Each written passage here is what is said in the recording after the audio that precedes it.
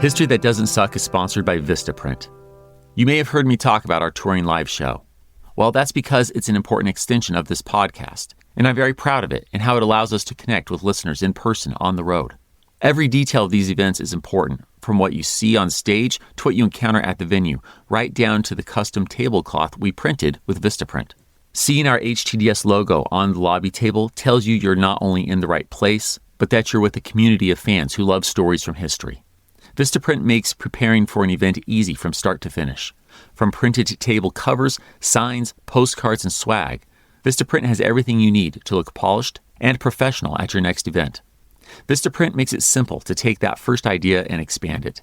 And Vistaprint's design tools and human support help you bring those ideas to life no matter your experience or your budget.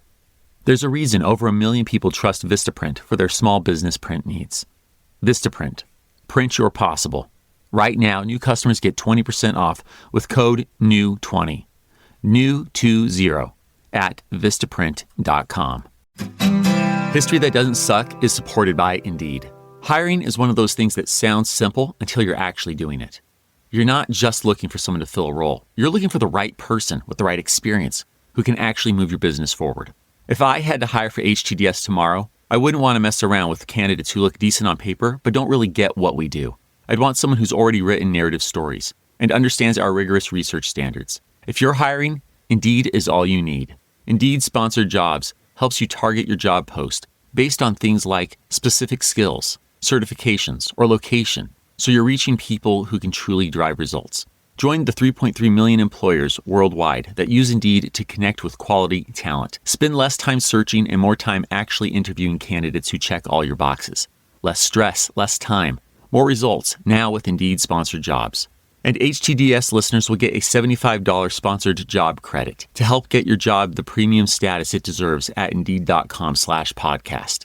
Just go to Indeed.com/podcast right now and support our show by saying you heard about Indeed on this podcast. Indeed.com/podcast. Terms and conditions apply. Hiring, do it the right way with Indeed. Ben Sawyer, how you doing, man? Greg Jackson, I'm doing great, and you got a book coming out. I do have a book coming out. You ever thought about the greatest way possible to celebrate your book coming out? Yes, actually, and I think the best way to do that is on open waters. You want to go on a history cruise? I think that's a great idea, and you know what? We should record an episode of The Road to Now at sea. Okay, but you have to do your live show then. So you want me to do my live show and launch my book? Okay. Yes. Guys, everything you just heard is real. We are going on a cruise May 18th through May 22nd. We're going to be on the open water. It is history, it is fun, it is nature, it is blue skies and blue seas. Come hang out with me, come hang out with Ben, and have a great time in the Caribbean. Visit htdscruise.com/100 for $100 off per cabin. That's htdscruise.com/100.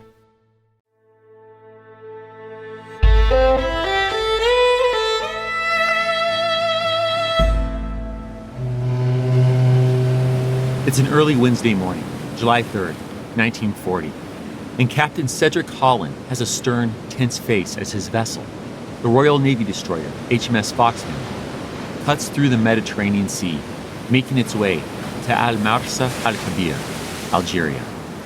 Well, currently, that's Mers-el-Kébir, French Algeria. See, for nearly a century, the French have considered this North African region just across the Mediterranean more than a simple colony within its vast worldwide empire. Rather, it's held to be an integral part of France itself. French Algeria is home to the French Foreign Legion, and right now, the bulk of the mighty French Navy, now lying at anchor in the harbor of Mers-el-Kébir. And it's the fleet's presence in this French-Algerian harbor that brings us to Cedric Holland's mission. A mission that the trim, calm captain, with a sense of discipline that exudes from his angular, serious face, is very much not looking forward to. It's now around 9 a.m. The Foxhound is entering Mers-el-Kébir's waters. Cedric sends word to the French Navy's highest-ranking officer here, Vice Admiral Marcel Bounon-Jansoul, asking for an audience. The French Vice Admiral knows Cedric fairly well from his days as British naval attaché in Paris, but as a man of propriety, he won't receive an officer at such a significantly lower rank than himself. That said, the Vice Admiral won't leave the request unanswered either. Aboard his flagship, the Dunkirk, he sends his flag aide, Lieutenant Bernard Dufay, to speak with the British captain instead. Yet another old friend of Cedric's. Yes, also from those same bygone days in Paris. Lieutenant Dufay is quickly drawn into the discussion. But this visit is a far cry from reminiscing on old memories. As they talk, Cedric fulfills this mission that he hates so very much, delivering an austere ultimatum. Here's the deal. The British government is deeply concerned about the French Navy in the wake of the new French government, the Vichy regime, signing an armistice with Nazi Germany last month. Although the Vichy regime is led by the great war hero, Marshal Pétain, it only exists at the pleasure and in the shadow of Adolf Hitler's Third Reich. And given Adolf's track record of broken diplomatic promises, British Prime Minister Winston Churchill and other British government leaders don't trust the Nazis won't use the French fleet to attack the United Kingdom. Thus, Cedric is now presenting his old friend with a message for Vice Admiral Marcel Bounon-Jansoul from Royal Navy Vice Admiral Sir James Somerville.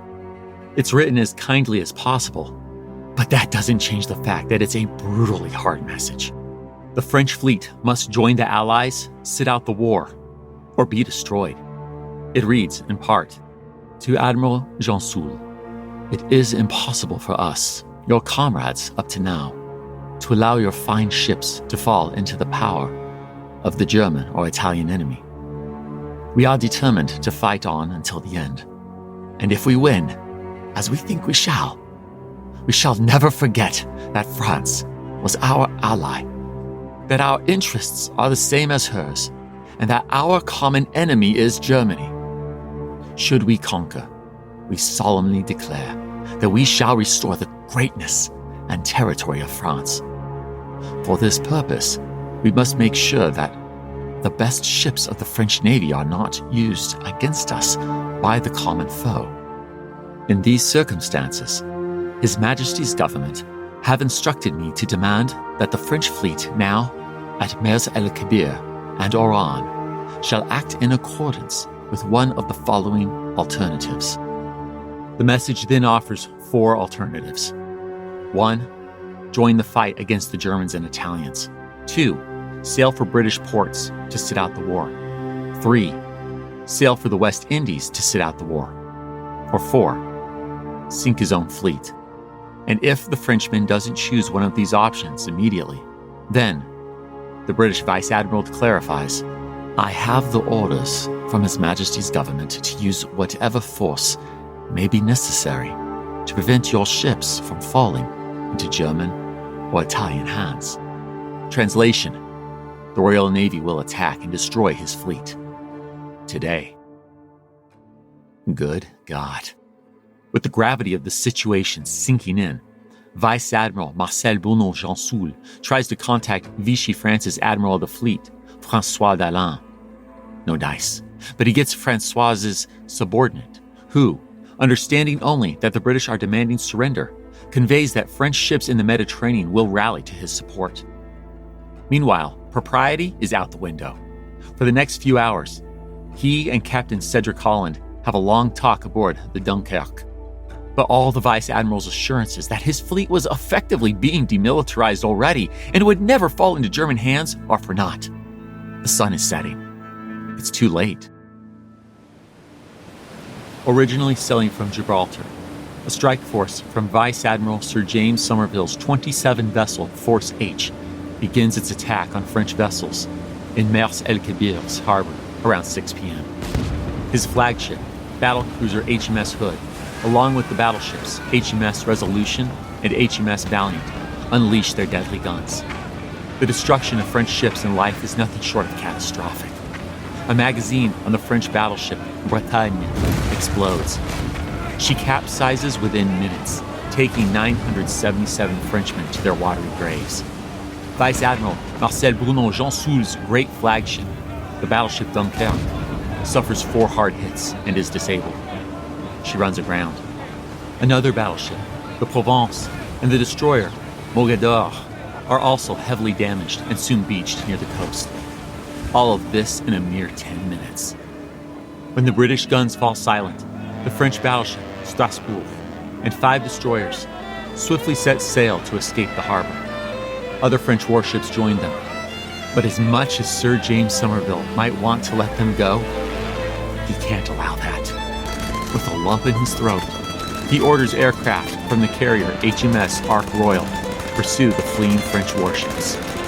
The British attack from the air continues until the last rays of light disappear on the western horizon.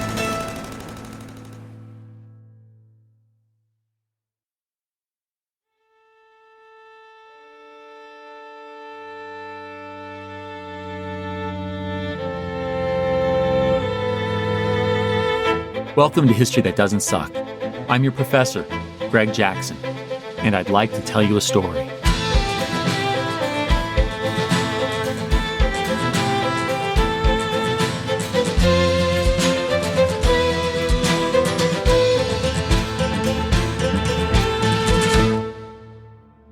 When all is said and done, Britain's July 3rd, 1940 attack on the French fleet at Mers-el-Kébir and neighboring Oran in French Algeria left 1,299 Frenchmen dead. Nor was that the sum total of Britain's move against the French Navy. That same day, French warships in the English harbors of Plymouth and Portsmouth were seized. 2 died as a result of the British seizing the French submarine Surcouf, 1 British and 1 French. Cool-headed naval officers on both sides managed to keep the neutralization of French ships bloodless in the British-controlled harbor of Alexandria, Egypt. But later that week, July 8th, the British do serious damage to the French battleship Richelieu at Guettar in French West Africa, or as you and I know it, Senegal. The French are devastated. A longtime Anglophobe, Admiral of the Fleet François d'Aillon immediately orders his crippled navy to attack British warships and seize British merchant ships. Vichy France's head of state, Marshal Patton, revokes those orders, but is the relationship damaged. Even the leader of the Free French, Charles de Gaulle, or anglicized as Charles de Gaulle, now in exile in London, struggles hard to swallow this bitter pill. Yet, he does. He'll continue to work with the British, and 2 decades later, when emotions have subsided a bit, the Frenchman will even say that he understands. That, were he in Winston Churchill's shoes, fighting for his nation's long-shot survival in a war that appeared all but over as Nazi Germany held a conquered continent, he'd have done the same thing.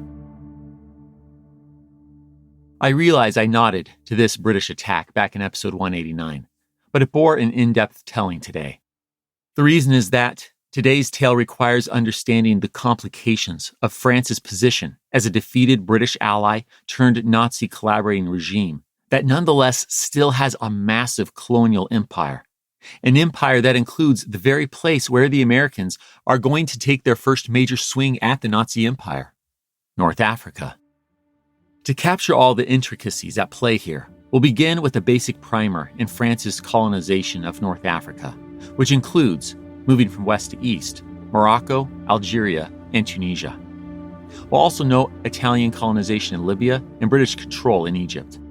With this full context, we'll be on solid ground to follow why Benito Mussolini has a presence in North Africa, how he botches it so badly that the soon-to-be infamous Desert Fox, Erwin or Erwin Rommel, and his Africa Corps have to come bail him out, and how the Allies' pincer movement, consisting of British forces coming from Egypt and mostly American forces landing on, then advancing from French North Africa, will ultimately put the squeeze on the Axis.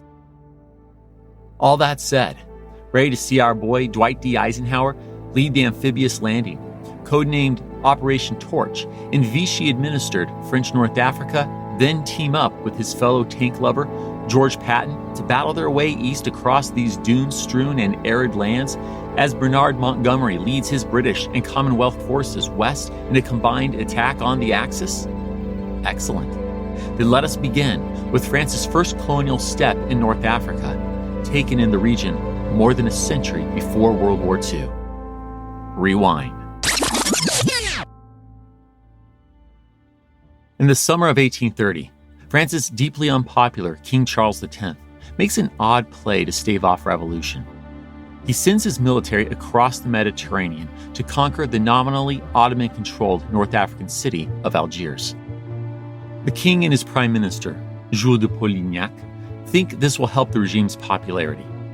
They even frame the invasion as a matter of national honor, pointing to an incident 3 years earlier in which the city's ruler, the Dey, slapped the French consul with a fly whisk during a dispute over a nearly 3-decade-old debt, one taken out by a French revolutionary government that the restored French king has zero intent of paying. Well, the ploy fails.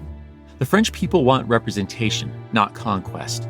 But even as France's second, or rather July Revolution, rips up the cobblestones of Paris and sweeps Charles X out to usher the liberal-minded citizen king Louis-Philippe in, the 37,000-strong French force sent to Algeria's shores have already done the job. As of July 1830, France, not the Ottoman Empire, rules Algiers. This French foothold in North Africa only grows. In a little less than 2 decades, France takes the whole of Algeria. As France's third revolution, the Revolution of 1848, gives rise to the Second Republic, this new government also designates Algeria's coastal regions as départements, or departments. This means that, at least on paper, Algeria isn't a colony anymore. It's an integral part of France, known as French Algeria. Citizens here vote and send representatives to the French legislature in Paris. But wait, who gets to be a citizen? European settlers known as pieds noirs certainly are, but most others, predominantly Muslims and Jews, are not. Well, until 1870, that is. As Napoleon III's Second Empire falls and the Third Republic begins. I know, the French change governments a lot, but this Third Republic is it for a while, I promise. The Khmir Decree grants Algerian Jews citizenship. But just them, not Algerian Muslims. The Arabs and Berbers in these départements who want to vote, or rather, vote fully, will have to renounce their status under Islamic law. Effectively, this means abandoning their faith, their identity. Few will. French rule also spreads east and west from French Algeria. To the east, the French use a Tunisian tribe raiding over the border as pretext to wrest Tunisia from Ottoman rule in 1881. It's made a protectorate, and skipping past the politics of the Africa Dividing Berlin Conference of 1884 that we covered in episode 128, as well as the hard diplomacy of the Algeciras Conference in 1906 that we touched on in episode 116, that same fate befalls Morocco to French Algeria's west. The Sultanate becomes a French protectorate in 1912. Now, France isn't the only colonial power in North Africa. To the east of Tunisia, Italy takes Libya in 1911. As we saw in episode 183's tale of the rise of Italy's fascist dictator, Benito Mussolini. At the same time, Britain rules in Egypt. The exact legal status of Britain's dominance here shifts over the years, but de facto rule began in 1882, and despite nominal independence in 1922, that will continue until 1952. Thus, by the time Adolf Hitler rises to power, the whole of North Africa is under European rule, and the entire western half is under French rule. Indeed, Morocco, Tunisia, and especially Algeria comprise a treasured region in the global French Empire, an empire that stretches from the Caribbean across much of the African continent, Southeast Asia's Indochinese peninsula, and beyond. And that vast empire matters in the context of World War II. It raises important questions as the Nazi war machine blitzkriegs into France in May 1940, and as the French government flees, leaving the perfectly timed clomp of the Wehrmacht's goose-stepping boots to echo through the almost empty streets of the capital that June. Even if European or metropolitan France has fallen, could the French Empire carry the torch?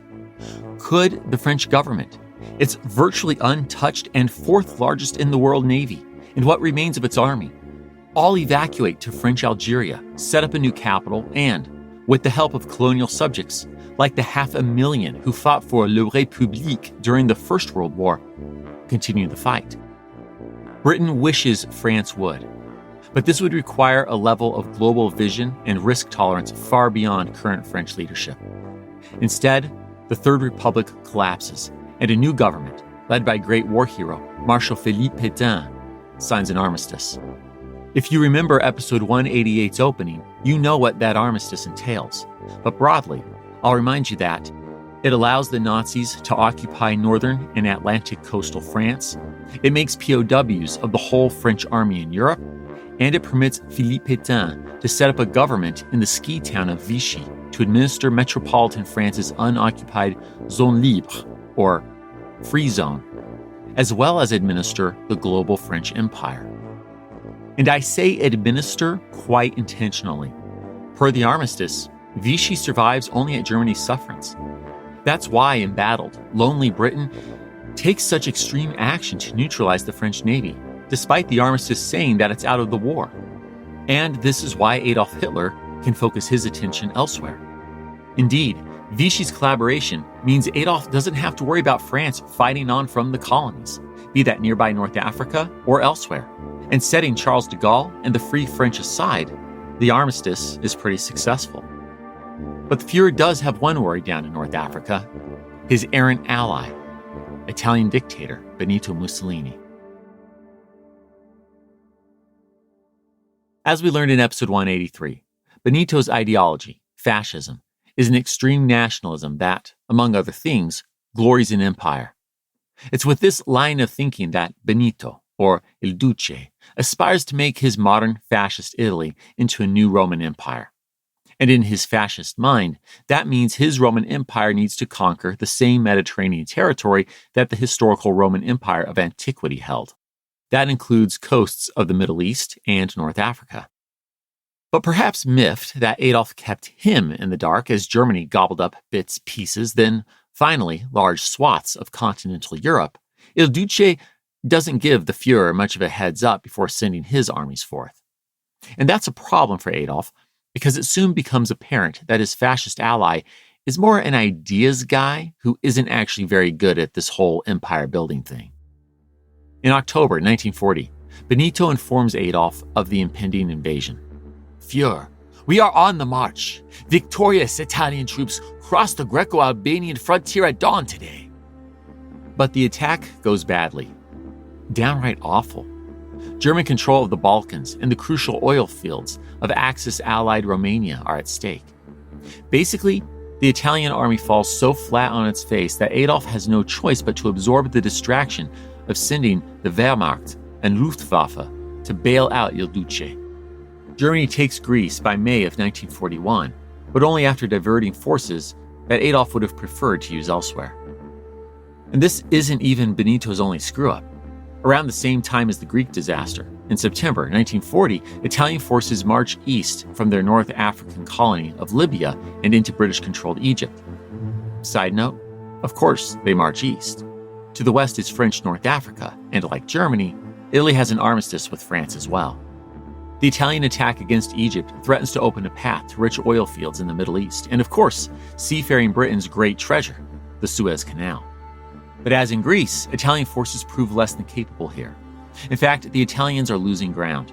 British forces not only push the Italian invasion back, but take much of eastern Libya, a region known as Cyrenaica. Adolf's frustrated. Seriously, with a friend like Benito, who needs enemies? Il Duce is proving more of a hindrance than a help, as he not only fails to shore up Germany's southern flank, but needs Nazi forces to fight his battles too. And it's not like the Fuhrer isn't busy. As we know from episode 188, the Battle of Britain might be settled, but the Luftwaffe isn't done with its bombing efforts. And as we know from the last episode, the Wehrmacht is gearing up for its secret invasion of the USSR, Operation Barbarossa. Meanwhile, German U-boats are busy sinking Allied ships in the Battle of the Atlantic. All that to say, the Nazi war machine has a lot going on, and Adolf has no time for Benito's shenanigans. So, he sends one of his most capable men to clean up Il Duce's mess in North Africa, Johannes Erwin Rommel, or anglicized, Erwin Rommel. On one level, Erwin is a surprising choice. I mean, this clever, charismatic, and short General de Panzertruppe with a hard-lined face made his name humiliating Italians in World War I. Back in the fall of 1917, in the eastern Italian Alps, at Caporetto, Then Lieutenant Erwin Rommel led a few companies in seizing Mount Matayor, while taking 9,000 Italian prisoners and suffering a total German loss of 6 dead and 30 wounded. Oof. In Italian, Caporetto still means a devastating loss, a complete disaster. I guess the Italians will just have to swallow their pride and hope he does the same to their now common enemy, the British.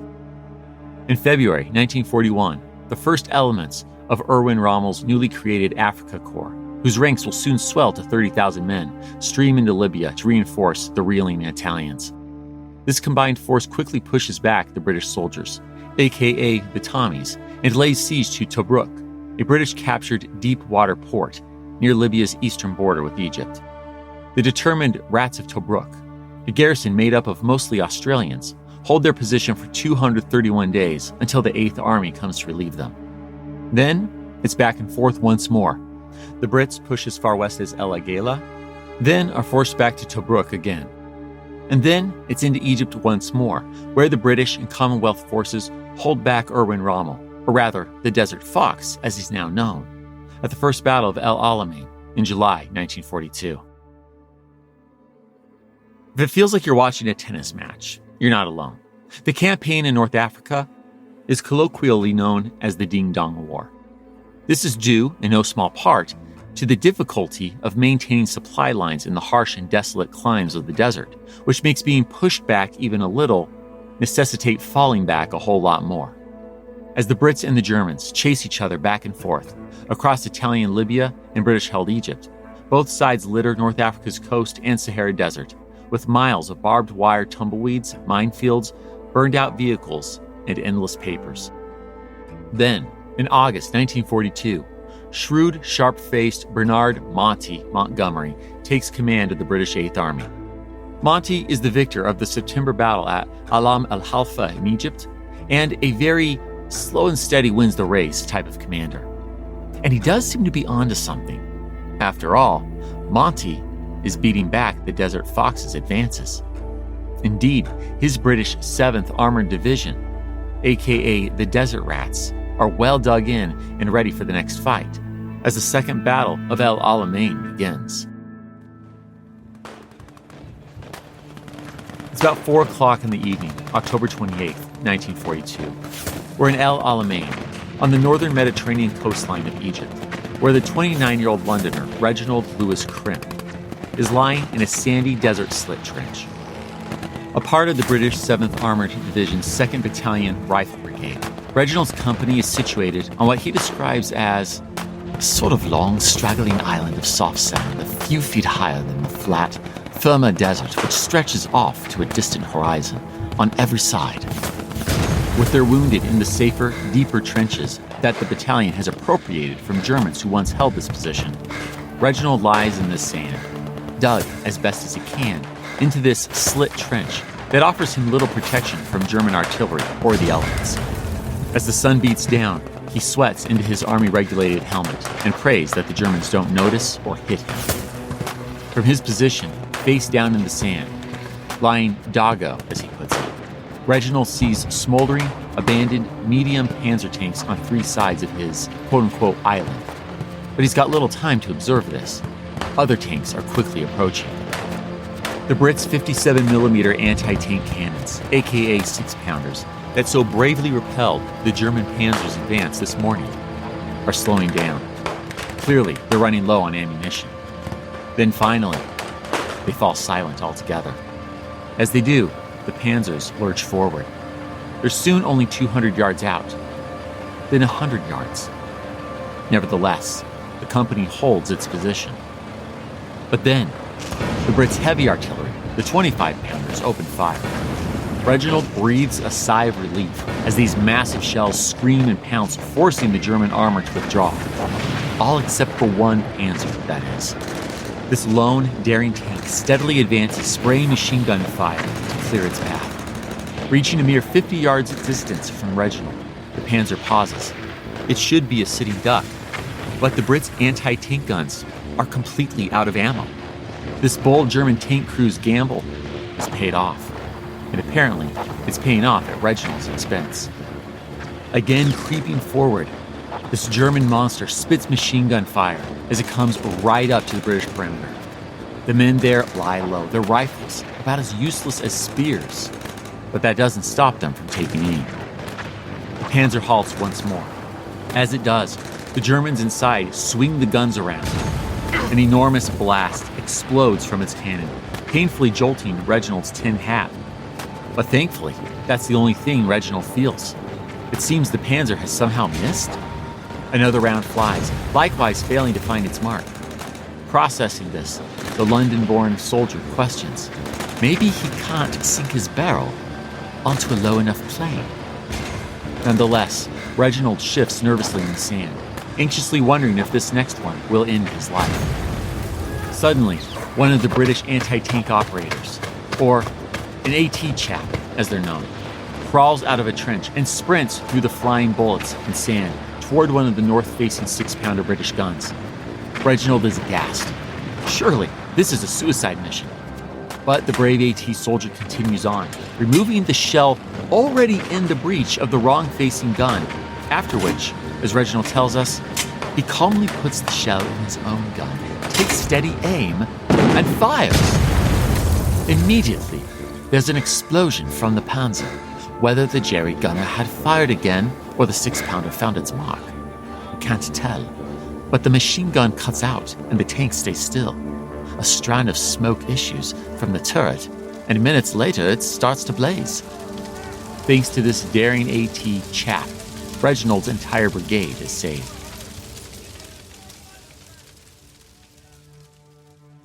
The Second Battle of El Alamein is a resounding Allied victory.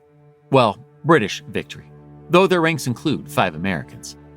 After British forces picked their way through Field Marshal Erwin Rommel's minefields with millions of landmines protecting the Axis defensive position, areas that become known as Gardens of the Devil, the Desert Fox orders a retreat westward to avoid the complete destruction of his panzer divisions. Had the battle gone the Germans' way, it's possible that an Einsatzgruppen, that is, a mobile killing squad, might have been sent to attack the Jewish population in North Africa and the British Mandate for Palestine. We don't know to what extent Erwin Rommel would have been involved. His loyalty to Germany is clear, while the depth of his adherence to Nazism is something historians will debate until the end of time. But whatever the Desert Fox's views, his loss thankfully means that these extermination plans never have a chance to come to fruition. The victory re-energizes the beleaguered British, not least because it was against such an intimidating foe. Just 3 months earlier, in Cairo, Egypt, Churchill had exclaimed, "Rommel, Rommel, Rommel! What else matters but beating him?" But winning a war, as we know, is far easier said than done, especially since desert warfare presents serious challenges to supply lines. Soldiers and tanks both need fuel, and the Sahara doesn't have much to offer an entire army, let alone 2. Soldiers learn to subsist almost entirely on canned foods. Water and ammunition are both precious. The only 2 plentiful things are, 1, the flies, which one Scottish officer describes as appalling. One couldn't raise a piece of bread to mouth without it becoming covered in flies. And 2, the sand. After all, it's coarse and rough and irritating, and it gets everywhere. Sand gets in weapons, food, shoes, engines, you name it. It's inescapable. Meanwhile, troops are also worried about sunstroke and diseases like dysentery. In short, it's no picnic out here. And yet, Monty's quote-unquote rats and other soldiers are somehow succeeding. But sweet as this victory at the Second Battle of El Alamein is, the fight in North Africa is far from over. To quote Winston Churchill amid the battle's aftermath, "This is not the end. It is not even the beginning of the end. But it is perhaps the end of the beginning."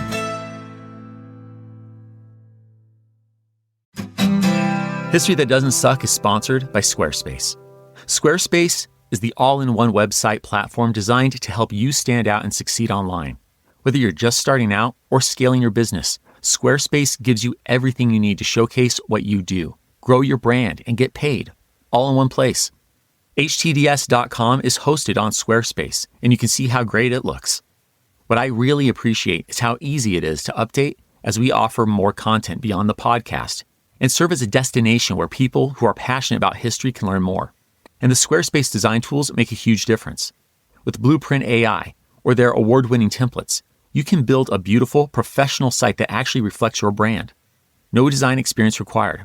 On top of that, Squarespace email campaigns are built right in, so you can stay connected with your community and clients, automate follow-ups, and promote your services with emails that look as polished as your website. Go to squarespace.com/HTDS for a free trial. And when you're ready to launch, use offer code HTDS to save 10%. Use offer code HTDS to save 10% off your first purchase of a website or domain. History That Doesn't Suck is supported by Bob's Discount Furniture. Spring is here, but let's face it, we're still going to spend more time indoors. So, new season, new vibe to the indoor living and working space. And yet, every time my wife and I start browsing furniture, we're reminded how fast the cost of our ideas can stack up. That is, except at Bob's Discount Furniture. If I'm going to refresh my space, I want style and quality without draining my bank account. And Bob's just gets that. Take the Playday sectional. It's a total space saver with built-in bookshelves, which of course I love, and charging ports. Perfect for long, lazy weekends. Or there's the modular Bob's sectional. Buttery soft upholstery. Multiple colors, built-in storage, wireless charging, and family-proof construction. Super important in my household. At only $250 per piece, it's easy to build your dream sectional for hundreds less than the competition. So when you're ready to get going on that long-awaited home makeover, know that there's a better way to score wow-worthy pieces at everyday low prices. Stop into your local Bob's store or shop online and see for yourself. History That Doesn't Suck is supported by Quince. I've learned that the best wardrobe isn't huge, it's smart. Quince nails it with versatile essentials. Lightweight cashmere sweaters, Mongolian cashmere polos, linen bottoms, and tees in 100% Pima cotton or European linen. Pieces you'll actually wear season after season. Spring is coming, but it's still a bit chilly, so I'm still rocking the cardigan sweater I got from Quince this winter. Frankly, almost daily, I do love it that much. And it's not a stuffy professor's cardigan. It's a stylish update that is soft and warm from 100% organic cotton. Quince works directly with top factories, cutting out the middleman so you pay for quality, not retail hype. Everything is built to last. Stop overcomplicating your wardrobe. You just need the pieces that work over and over. Right now, go to quince.com/HTDS for free shipping and 365-day returns. That's a full year to build your wardrobe and love it. And you will. Now available in Canada, too. Don't keep settling for clothes that don't last. Go to quince.com/HTDS for free shipping and 365-day returns. Quince.com/HTDS.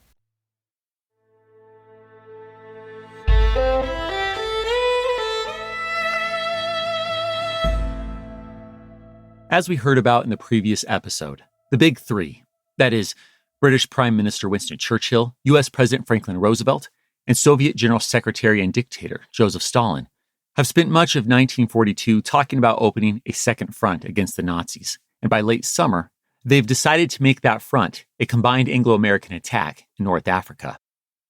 With the British out of Egypt, hitting from the east, and a mostly American force striking from the west, this pincer-like strike on the Axis in North Africa should pay off in three ways. First, it will force the Axis out of the region and open up the dangerous Mediterranean for more shipping.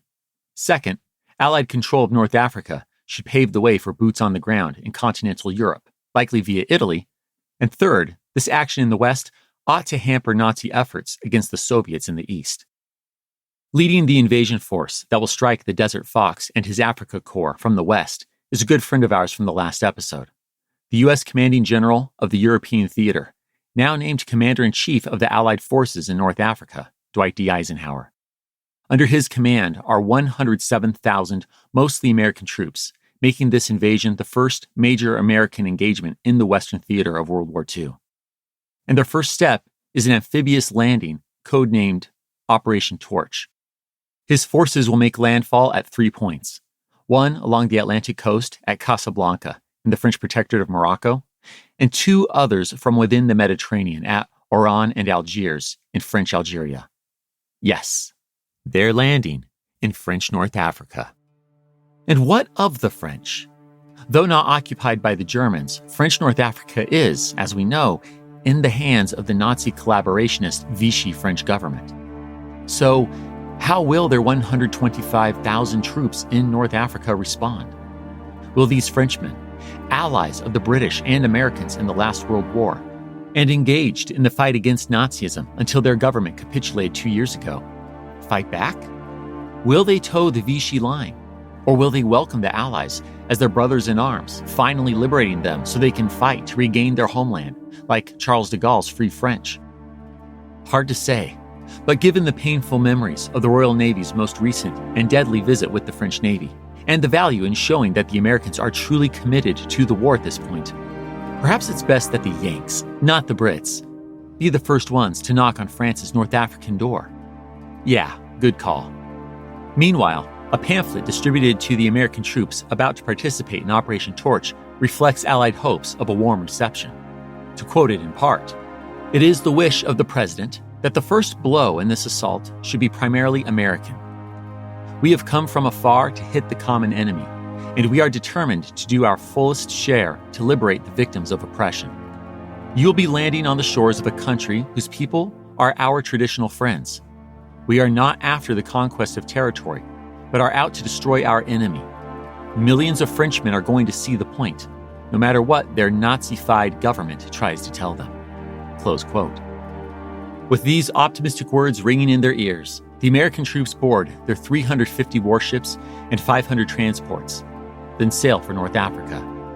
They sail with a full ability to read Vichy French naval codes, thanks in part to Elizabeth, or Betty Pack/Thorpe.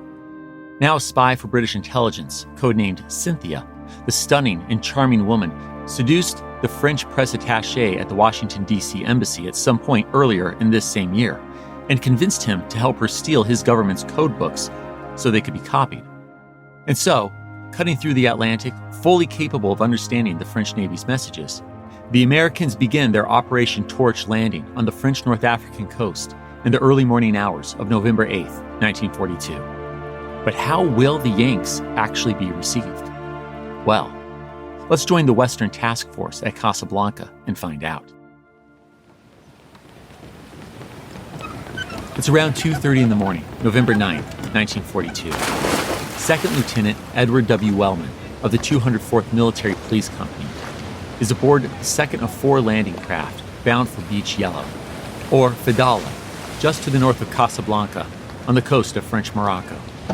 The 113 men on these 4 boats have been tasked with bringing order out of the chaos on the beaches. The salty spray gets in the men's eyes as they motor toward the appointed beacon, an oil tank fire on the shore. But between the challenges of spindrift and the dark, the transports are actually about 15 miles off course. They're heading right toward Casablanca Harbor, right where the French fleet lies at anchor. That guiding beacon they've been following is actually the French light cruiser, Primordier, burning brightly after being hit by American naval fire. Luckily, the men spot what they think is a U.S. destroyer. The first 2 landing crafts draw near, and Edward watches as a military policeman on the lead boat, perhaps Company Commander Captain William H. Sutton, tries to get the attention of someone on board. The second lieutenant hears a yell in return, but he doesn't understand what's being said. Maybe it's the loud waves? The MP hollers, "We are American!" The overture is met by a burst of machine gun fire. Okay, definitely not an American ship. And definitely not friendly Frenchmen. Only 15 yards away from the guns, Edward watches in shock and horror as bullets rip through the officer, killing him instantly. Realizing the futility of resisting a warship's fire from a wooden landing craft, the men know they must surrender to survive. But even as the soldiers in the first boat stand with their hands raised, some waving their torn undershirts, the unnamed French vessel opens fire again, this time with 3-inch shells.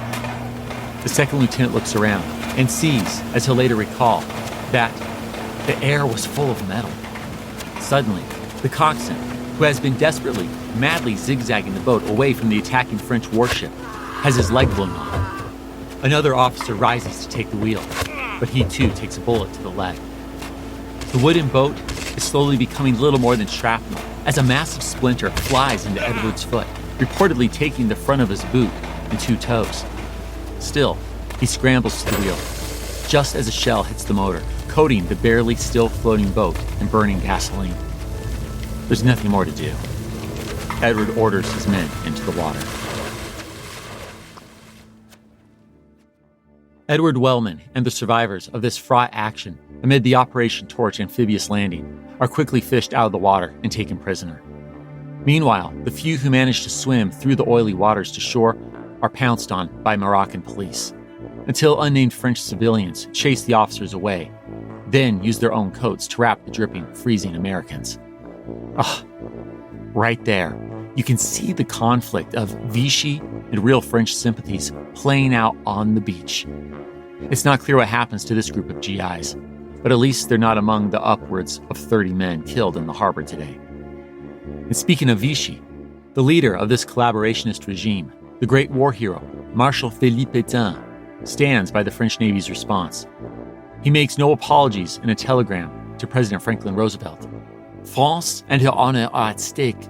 We are attacked. We shall defend ourselves. And so they do. The Vichy French fight fiercely at nearly every landing site. They're successful in part, as historian Rick Atkinson writes, because they, quote, intended not just to fight, but to fight with passion, close quote. They're also aided by unpredictable tides and American inexperience. Boats are overturned, men drown, critical supplies are left on ships, guns arrive without ammunition. Truly, some of these landings are, to use a soon-to-emerge military term, FUBAR. Commander-in-Chief Dwight D. Eisenhower and Deputy Commander Major General Mark W. Clark are desperate to find a French commander who can stand down their Nazi-aligned Vichy countrymen. With neither Winston Churchill nor FDR being fond of Charles de Gaulle, Ike turns to General Henri Giraud. Henri, or Henry, is promising, but he arrives at Gibraltar from France with a penchant for speaking in the third person and a briefcase full of his own plans for defeating Germany. He believes he'll be the supreme Allied commander in North Africa. After hours of unproductive conversation with Ike and others, the Frenchman departs, stating, in the third person, naturally, Giraud will be a spectator in this affair. Ike is not heartbroken. Not after that waste of a breath of a conversation. In fact, he found Henri Giraud so difficult, the cans and darkly jokes that they should arrange, quote, a little airplane accident, close quote, for the Frenchman. Again, he's kidding. Mostly kidding. Anyhow, on to option 2. A man in Algiers purely by coincidence on a visit to his sick son. Vichy's Admiral of the Fleet, Jean-Louis Xavier François d'Allen. Yes, we met this admiral amid and after the British attack at Mers-el-Kébir. The naval officer has no love for the Brits, but with the Allies closing in, he's willing to play ball now. And that's just what Ike needs, a ball player. The American commander desperately wants to end French opposition so he can get on with marching toward the French protectorate of Tunisia to hit Erwin Rommel's forces, already contending with the British out of Egypt. So, in the name of pragmatism, Ike strikes a deal with the Vichy admiral on November 22nd. François d'Allen orders a ceasefire, and in return is recognized as the supreme French authority in French North and West Africa under the title High Commissioner. The world is shocked and dismayed by this arrangement, or the Darlan deal, as it comes to be known. See, François d'Allen is a notoriously shameless Nazi collaborator. In France, he has a hand in mass arrests of anti-Vichy citizens and the persecution of French Jews. To make matters worse, he also directly provided Erwin Rommel's troops with supplies. Now in Africa, the admiral continues to uphold anti-Semitic laws and imprisons many who aided the Allied invasion. To most, he's a willing Nazi collaborator, an opportunist at best, and the circumstances of this flip to the Allies doesn't lessen that image. Summarizing the sentiments of many among continental government leaders in exile in London, American journalist Edward R. Murrow asks, "What the hell is this all about? Are we fighting Nazis or sleeping with them?" Winston Churchill and Franklin Roosevelt feel a sense of embarrassment, though both support Ike's strategic play, calling the move justified by the stress of battle. But the Nazi collaborator doesn't get to enjoy his position as High Commissioner for long. on December 24th, an Algerian-born Frenchman, that is, a pied noir, 20-year-old anti-Vichy Ferdinand Bonnier de la Chapelle, puts 2 bullets in François Dallon, one in the head and one in the chest. I can't say the Allied leaders are too upset. A diplomat bursts into Deputy Commander Mark Clark's office, exclaiming, "They shot the little son of a bitch!" Mark sees François' death, quote, "like the lancing of a troublesome boil," close quote. Well then. As for Supreme Commander Dwight Eisenhower, he simply pivots back to Henri Giraud, making him the new High Commissioner. Ike then returns his energy to the next goal in this North African invasion, defeating Erwin Rommel's Nazi forces. And for that, as 1942 turns into 1943, it's time to head farther east, toward Nazi-held territory in the French protectorate of Tunisia. It's just before 2:45 p.m., February 15th, 1943. We're at a brand new American M4 Sherman tank approaching the town of Sidi Bouzid in western French Tunisia. 29-year-old Lieutenant Colonel James D. Alger is leading a battalion of wet-behind-the-ears American tank crews on a counterattack, chasing Nazi soldiers back toward town. Even though the M4s are new, Tunisian dust and sand have already worked their way into every crevice, and all 5 men inside James's tank stink. Yes, terribly uncomfortable. Nonetheless, the focused battalion commander keeps a vigilant eye out for anything suspicious. So far, he sees little more than local Arabs plowing. All of a sudden, James spies a flare cutting through the sky above Sidi Bouzid. More follow. He radios into command a sighting of dust plumes, indicating enemy tanks approaching on both sides of the column. Almost immediately, brown geysers of soil and smoke rise, the result of enemy artillery slamming into the hard, sun-cooked earth. Then, the German panzers draw close. They begin firing their tank-piercing rounds. As this destruction and death plays out, the locals, perhaps long used to living amid European encroachments, including war, go on plowing, seemingly unbothered by the explosive tank and artillery battle happening all around them. Most of James' battalion of tanks is bombed into oblivion in an onion field. Men are trapped inside the burning vehicles, unable to escape. Cooking and suffocating, they die within minutes. A colonel watching the plumes of smoke from miles away radios in. "What does the battalion need?"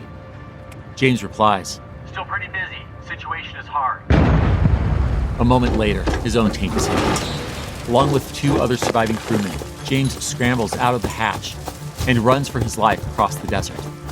The trio become POWs within the next half hour, and to number among the very few survivors of this otherwise almost entirely obliterated battalion. This brutal, burning barrage at Sidi Bouzid marks the beginning of the Battle of Kasserine Pass, where fuzz-cheeked American G.I.s learn hard lessons fast. Lessons the British have long committed to memory. Indeed, even as the advancing Allies muster the strength to repel Erwin Rommel's Africa Corps, their British friends take to calling the Americans our Italians. Yeah, given how badly the Italian army has been doing, I think you get the drift. Ouch. And so, no disrespect to Ike, the tank master, as we know from the last episode, but it's clear that the American Second Corps needs to shape up fast. And who better to whip them into shape than Ike's fellow tank expert and longtime friend, the one and only George S. Patton.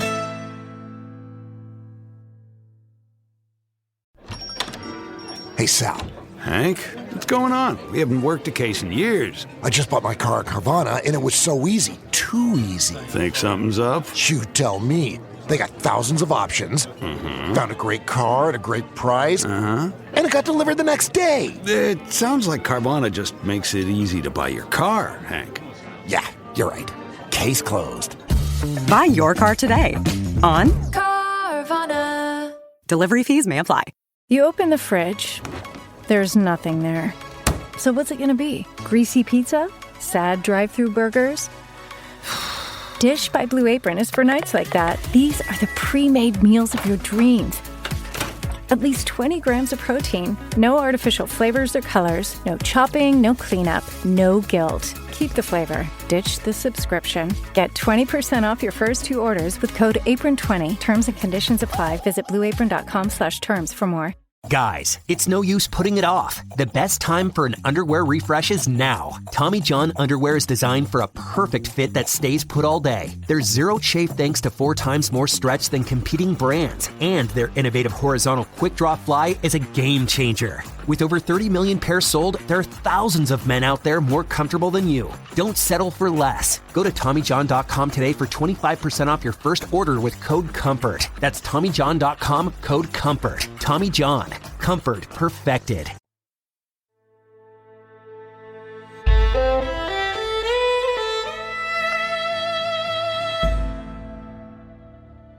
Major General George Patton, the 57-year-old, hot-headed, prone to bellowing tank evangelist, landed in Casablanca during Operation Torch, but has been handling logistics thus far, and is yet to see any real action. Frustrated, George writes home, "I wish I could get out and kill someone." Okay, point taken, George. You're eager to get into the fight, which, as we know from the last episode, is an impatience for action that Dwight Eisenhower can appreciate. Well, George's moment has come in the disastrous aftermath of Kasserine. On March 6, 1943, George Patton gladly takes command of the unseasoned, undisciplined 2nd Corps, and a week later, he's promoted to the temporary rank of Lieutenant General.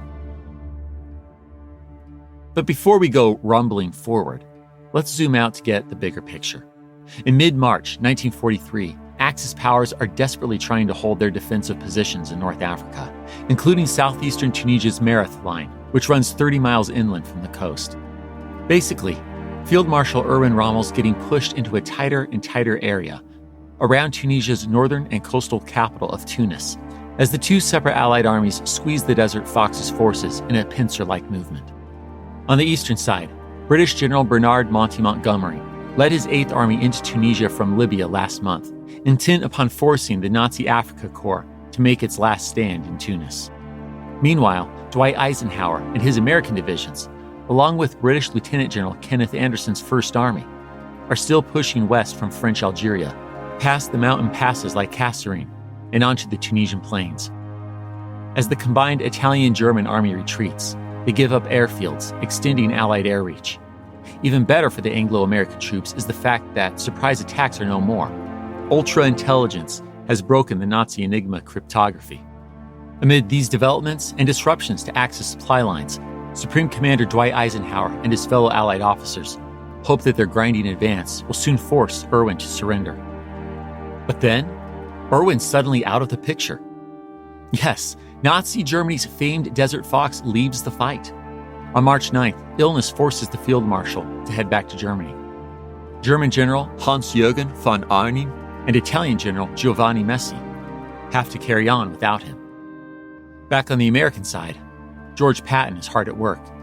He tightens the ranks, demanding, in his jarringly falsetto voice, that all officers wear their brightly gleaming rank insignia, even though enemy snipers use them as aiming stakes to pick off officers.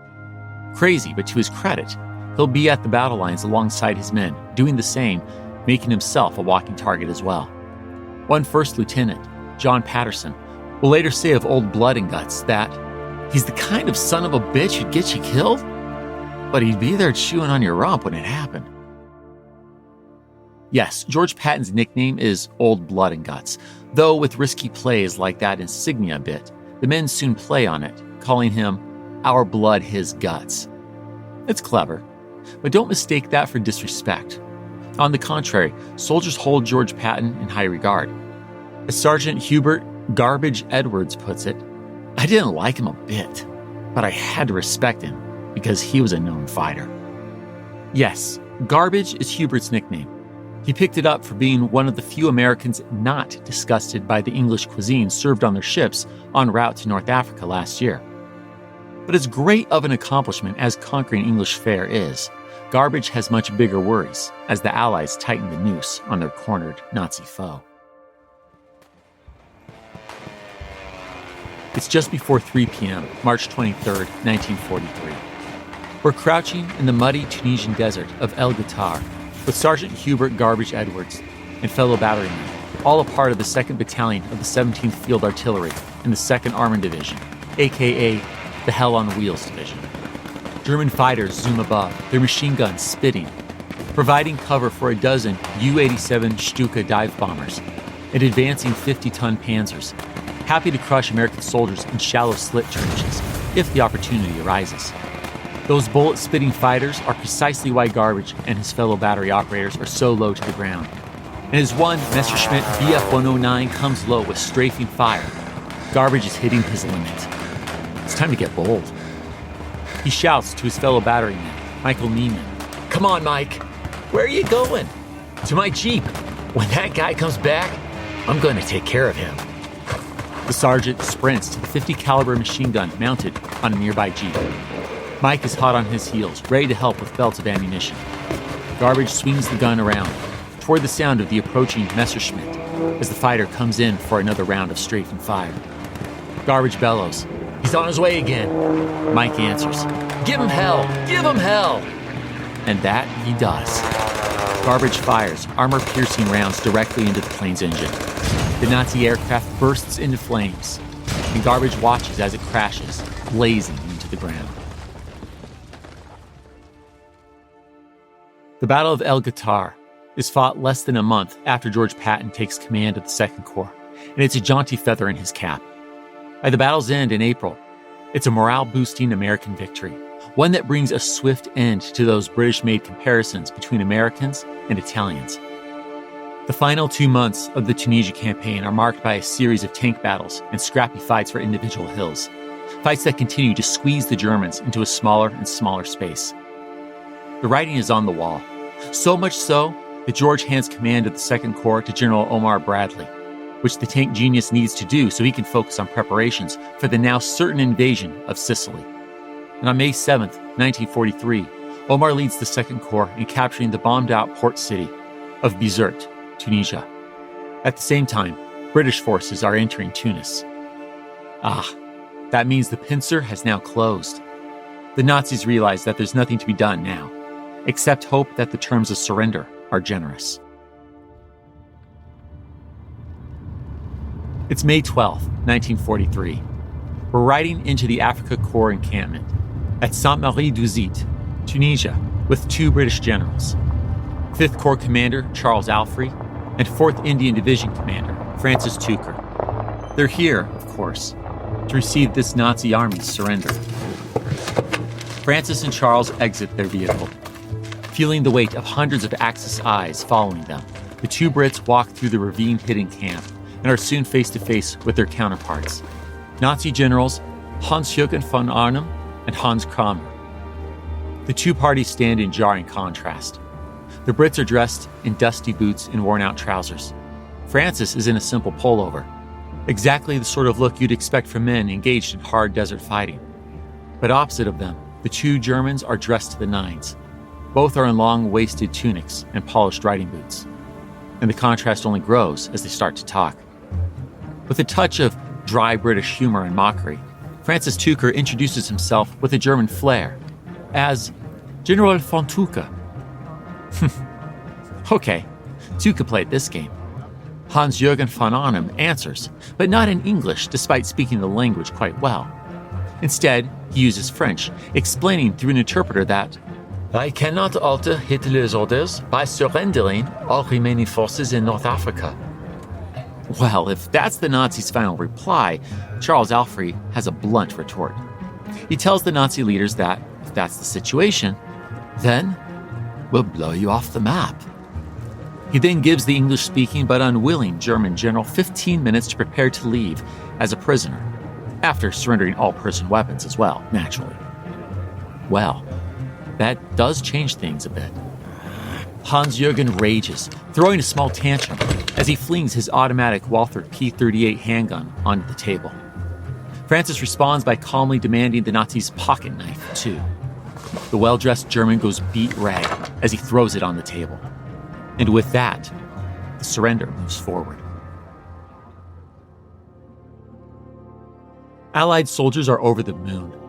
We get a taste of that joy in 24-year-old enlisted American soldier Wallace Irwin Jr.'s snarky poem bidding the Nazis farewell, which he writes as the surrender goes into effect the next day, May 13th, 1943.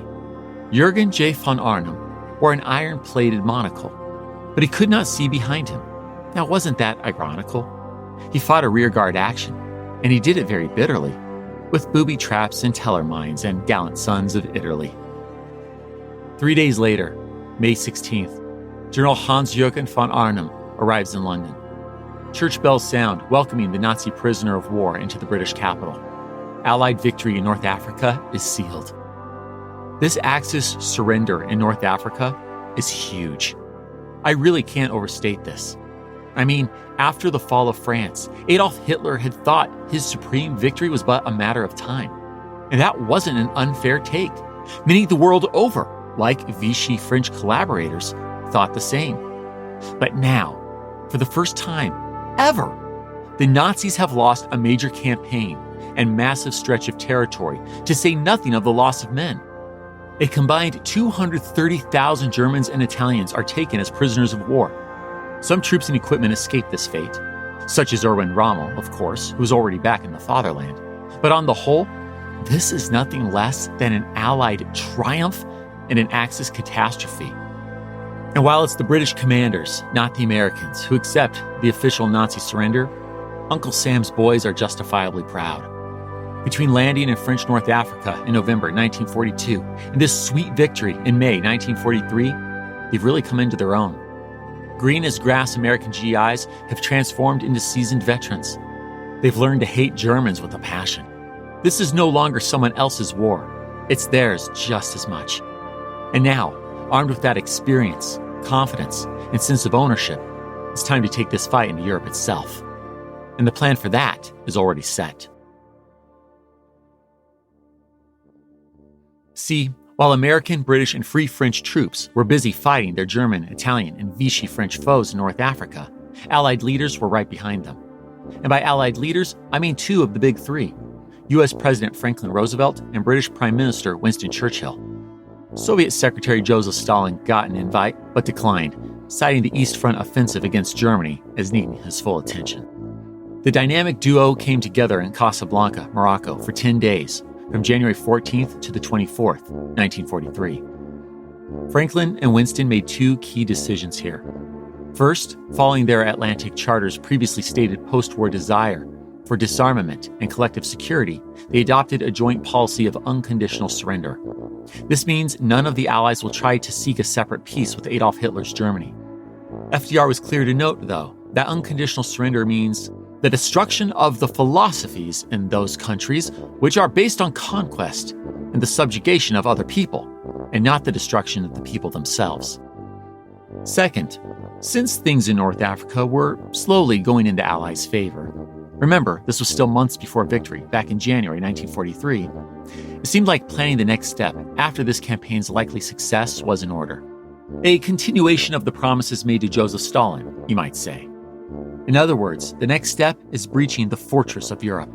Now, ultimately, they want to land in France. But first, they will take advantage of their control of North Africa to hit what Winston has long called the underbelly of Europe. They'll strike from the Mediterranean, first seizing the island of Sicily, then moving up the Italian peninsula. After all, getting rid of Italy as a Nazi ally would do wonders for slowing the German war machine. And so, with the Axis forces completely vanquished in North Africa in the summer of 1943, the moment has come to put the Casablanca Conference plans into action. Next time, we'll accompany the Allies on a treacherous amphibious attack into the heart of an Axis power itself. It's time for the invasion of Italy.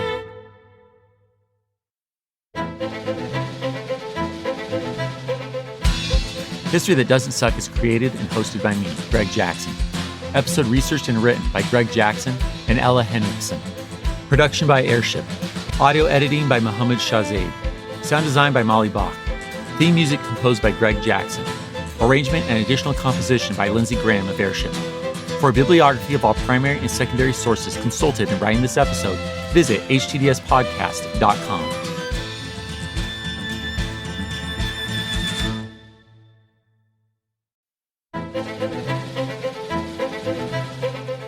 HTDS is supported by fans at htdspodcast.com/membership.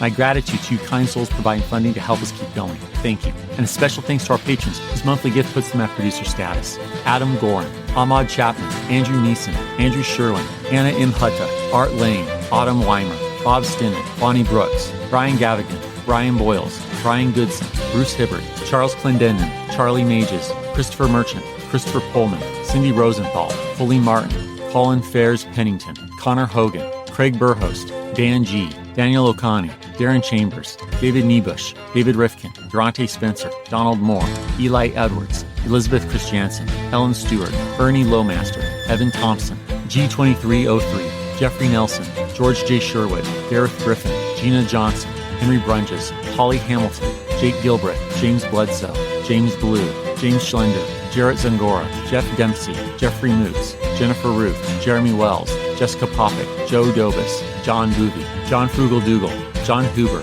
John Messmer, John Oliveros, John Rudlevich, John Schaefer, Jonathan Sheff, Jordan Corbett, Josh Wood, Joshua Steiner, J.P. Brooks, Justin May, Justin Spriggs, Julian Wright, Karen Bartholomew, Carl and Elizabeth Salling, Carl Frieden, Carl Hindle, Ken Culver, Kim R., Kristen Pratt, Kyle Decker, L. Paul Goringer, Laura Norman, Lawrence Neubauer, Linda Cunningham, Mark Ellis, Marcia Smith, Matt Siegel, Michael Sullivan, Nate Seconder, Nick Caffrell, Owen W. Sedlak, Pamela Fidler, Peter Hugenhoff, Philip May, Rick Brown, Rob Drazovich, Brock Day, Sam Holtzman, Sarah Prescott, Sarah Trewick, Shannon Hoagland, Sharon Thiessen, Sean Baines, Stacy Ritter, Steve Williams, Creepy Girl, Thomas Churchill, Thomas Matthew Edwards, Thomas Sabbath, Tim and Sarah Turner, Todd Curran, Tom Bestafka, Travis Cox, Wesley McKee, Zach Green, and Zach Jackson. Join me in 2 weeks, where I'd like to tell you a story. This episode is brought to you by Progressive. Most of you aren't just listening right now. You're driving, cleaning, and even exercising. But what if you could be saving money by switching to Progressive? Drivers who save by switching save nearly $750 on average. And auto customers qualify for an average of 7 discounts.